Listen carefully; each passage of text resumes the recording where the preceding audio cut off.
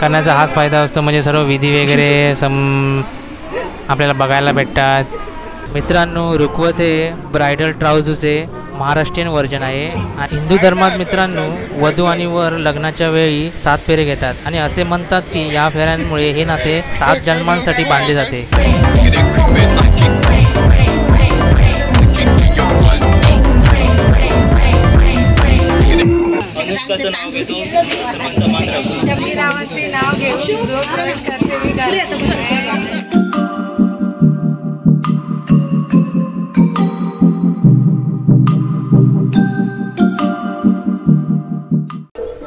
जय शिवराय मित्रांनो, सकाळचे वाजले आहे 9:30 आणि सर्वजण तयारी करत आहेत लग्नाची आणि नवरीला पण सजवत आहेत.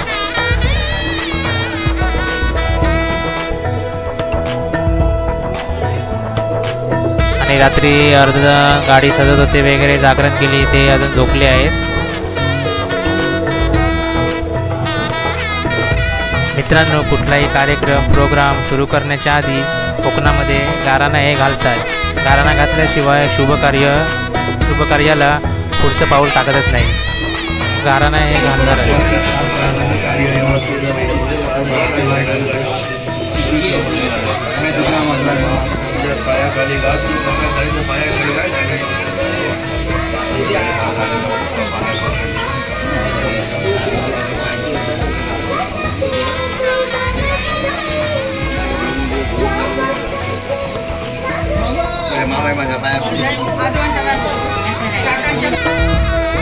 सर्व कार्यक्रम आवरून झाल्यावर नवरी आमची लग्नाच्या मांडवात निघाली.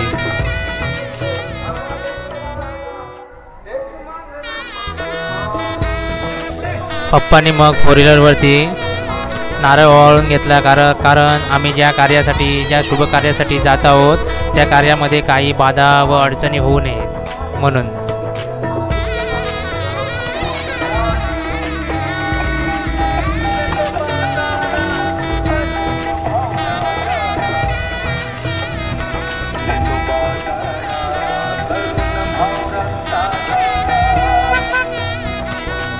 कोणाचा हा ना.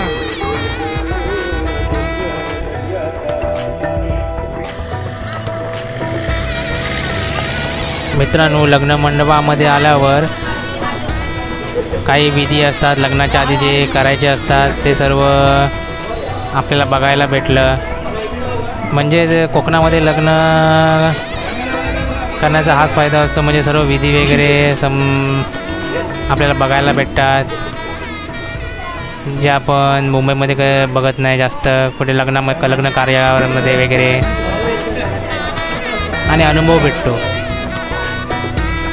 हे सर्व पाहण्याचं वगैरे.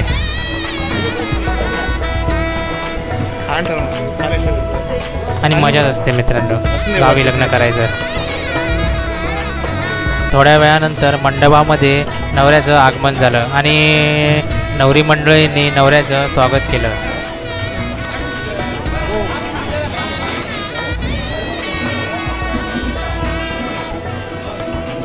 मित्रांनो, रुखवत हे ब्रायडल ट्राउझरचे महाराष्ट्रीयन व्हर्जन आहे आणि एका मराठी कुटुंबात याला विशेष महत्त्व आहे. आणि हे रुखवत मुलीकडील फॅमिली आयोजन करते. या प्रथेला एक मजबूत सांस्कृतिक महत्त्व आहे. हाताने बनवलेल्या रुखवत वस्तू जसे की पेंटिंग, क्राफ्ट्स आणि कुशन, तसेच घरगुती स्वादिष्ट पदार्थ अभिमानाने प्रदर्शित केले जाते.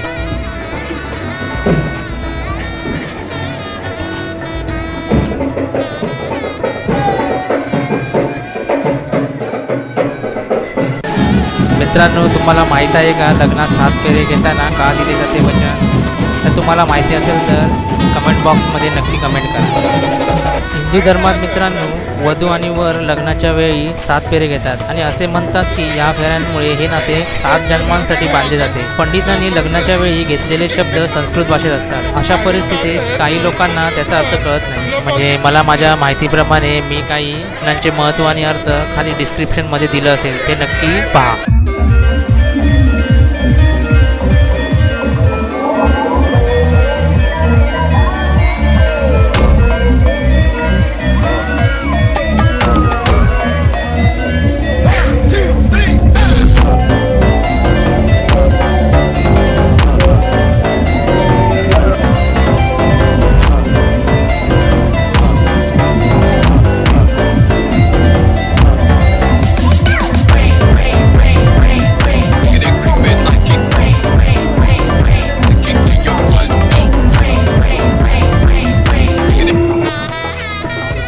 मित्रांनो, वरातीला सर्व नाचून दमले आणि आता सर्वजण घरी आले.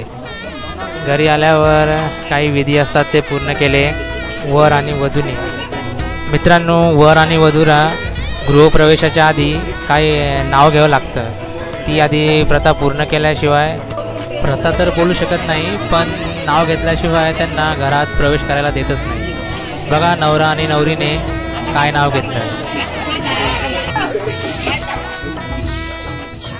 शंकराच्या पिंडीवर जल वाहून वाहून अनुष्काचं नाव घेतो.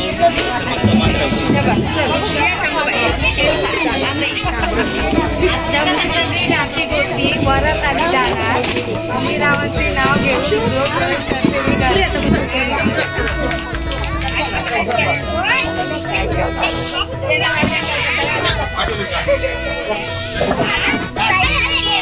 मित्रांनो, लग्नाचा कार्यक्रम एकदम व्यवस्थित झालेला आहे आणि आता सर्वजण घरामध्ये जेवत आहेत. आणि मित्रांनो, मी आता हा व्हिडिओ इथं स्टॉप करत आहे आणि भेटूया आता सकाळी. तुम्हाला जर हा व्हिडिओ आवडला असेल तर नक्की लाईक आणि शेअर करा.